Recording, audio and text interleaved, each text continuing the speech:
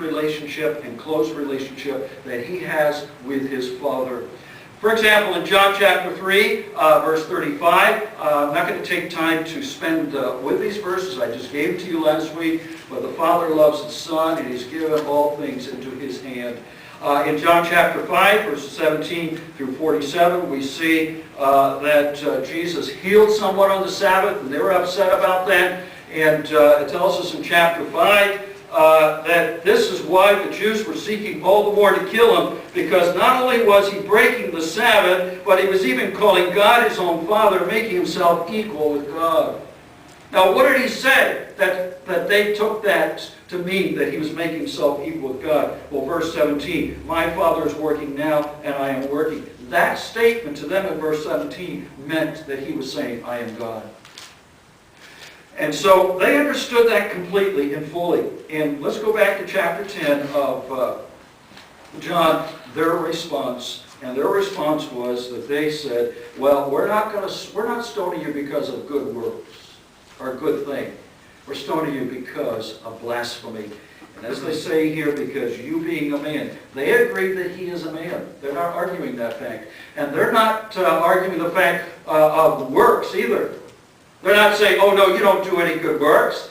They're saying it's not because of a good work. It's because of what you say and what you claim.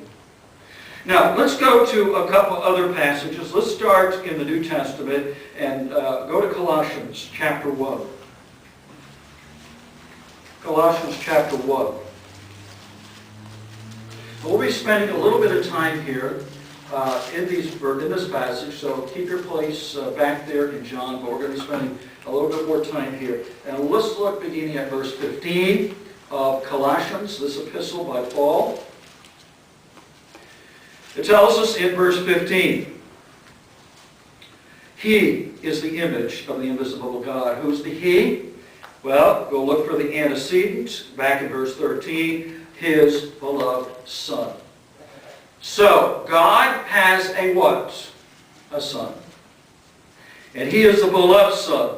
Notice in verse 12, giving thanks to the Father, was qualified to share in the inheritance of the saints in light, and he has delivered us from the dominion of darkness and transferred us to the kingdom of his beloved Son. So, the Father has a Son, in whom we have redemption, the forgiveness of sins. So our salvation, our redemption is in the Son. Notice the preposition there. It is in him.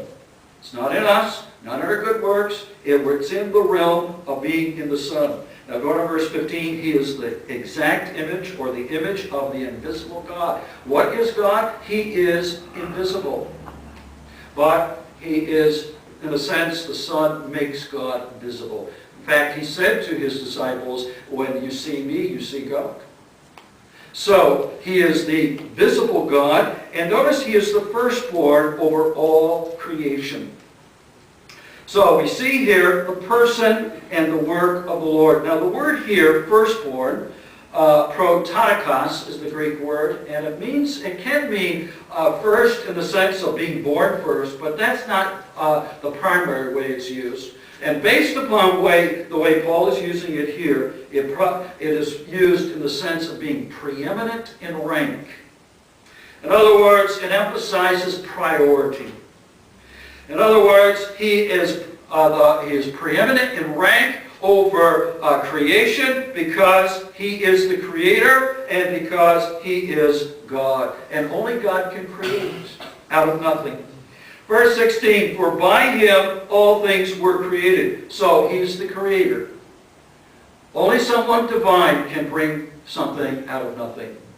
In heaven and on earth, visible and invisible, whether thrones or dominions or rulers or authorities. Notice, he makes the invisible things as well as the visible. Those things we cannot see as well as those things we cannot see, which shows to us or reveals to us that there's leadership, there are realms in the area where we cannot see. There are authorities where we cannot see. All things were created through him and for his purpose. So we see a couple things here so far, talking about the Son. He is the Son of the Father, the Son of God. And secondly, that makes him to be God. And thirdly, or secondly, excuse me, he is creator. Well, let's look at another one here in verse 17. And he is before all things, which emphasizes his eternality. And in him all things hold together. Now you may have in your translation consist. Actually, technically, that is a good translation, but that's a Latin word. It means literally to stand together. That's what the Greek word means. It's really in the perfect tense. And the perfect tense emphasizes an event that took place in the past, but the results continue on. So literally, in him all things have stood together, and they still do. They are all kept together, and they still do. They all have been staying together, and they still are. Why? Because of his power, his omnipotent power. Now, only God can do these things. Now, let's go on. Verse 18. And he is the head of the body. What is the body? It's the church. And he is the beginning, the firstborn from the dead. And that in everything he might have what? First place or preeminence. The word preeminence means to have first place. He is to have first place in your job, in your home, in your desires, in your plans, in your prayers, in your dreams, in everything. He is to have first place. But then notice the reason why he is to have first place in verse 19. For, or because in him all the fullness of God has pleased to dwell. Now let me just pause here for a moment with verse 19. This is probably not translated the best it could be. Because the reason is, what is the subject of this sentence? The subject of the sentence, as we read it in English, is the word fullness. But that seems to be a little bit strange or a little bit out of sorts, especially the way Paul has written in the past. So you're to say the fullness was pleased. What do you mean by fullness? How is a fullness pleased? So, probably the best way to translate this, it is to understand was pleased is your main verb, and we need to understand it here that it's he, she, or it. So the best way to understand this, because he is referring to God, was well pleased to have all the fullness permanently dwell in him. That word there, dwell, means to dwell permanently. Now, the words here of God are technically not in the Greek, but it's understood. Now, why is it understood? Well, let's jump down to chapter 2, verses 8 and 9. See to it that no one takes you captive by philosophy and empty deceit, which the world is giving out today, according to human tradition, according to the elemental spirits of the world, and not according to Christ or the Messiah. So, we know in verse 9, the him is referring back, the antecedent here is referring back to Christ. For in him the whole fullness of deity, and that is in the Greek. In him the whole fullness of Godness, or the Godhead, dwells permanently, bodily in him. So, it makes it quite clear, you cannot get around this, that all of deity lives and dwells in Christ. He is God.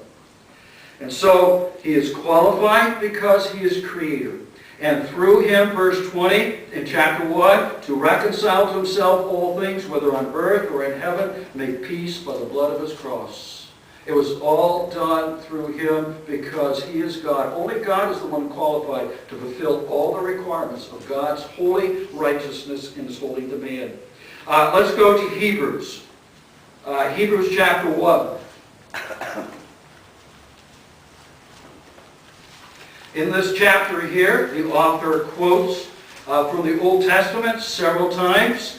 Psalm 2:7, 2 Samuel 7:14, Deuteronomy 32:43, Psalm 104, verse 4, Psalm 45:6 and 7, Psalm 102, 25 through 27, and Psalm 110, verse 1. But I would like to just bring your attention to verses 1 through 4 of chapter 1 of Hebrews. Long ago, at many times and in many ways. So it was often and in different methods or different ways. God spoke to our fathers by the prophets. Some were visions, some perhaps were dreams, some were actual visible visitations. The Lord actually meeting them, talking to people like Moses and on. I'm just briefly giving you examples. But in these last days, so that but there signifies it's going to be different. It's not going to be the same way.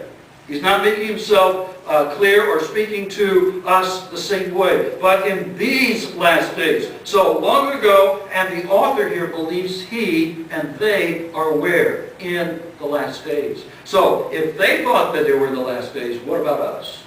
Maybe it's 1 minute to 12 or whatever it is. So we are in the last of the last days. So going on, he has spoken to us by his Son. And how has he done that primarily? Through the Scriptures, through his Word. Whom he appointed the heir of all things, through whom also he created the world. God used his Son to create the universe. The word here, cosmos, means universe. Comes from the word to bring everything in order. We get the word cosmetic from this. It means to bring things into order and have a system. And this is what the Son did. We know that from Colossians 1:16. And he is the radiance of the glory of God and the exact imprint of his nature or his essence. He's the very essence of God. And he upholds the universe by the word of his power. Remember we read there in Colossians, he upholds all things and he sustains all things. And everything is held by him. After making purification for sins, he sat down at the right hand of the Majesty on high. He's there right now interceding for us. Having become as much superior to angels as the name he has inherited is more excellent than theirs. In other words, do not put any angel or angels at all on the same plane as the Son of God. He is superior to all and to all things. So, we have seen several things from the New Testament. Let's look at one more. Let's go to the Gospel of John.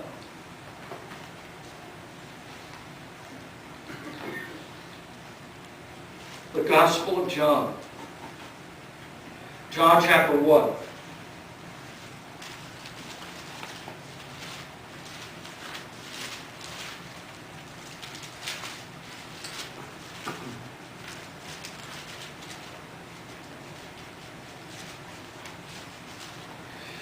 In beginning, or we have to have an article, in the beginning, but in the Greek there's no article there. In the beginning was the Word, and the Word was with God, and the Word was God.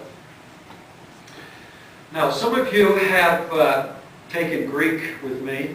Some of you may remember this, but we usually go over this verse. Let me just point out here, I'm not going to spend a lot of time because I don't want to confuse you, but I want to point out that the word was here is very important to understand.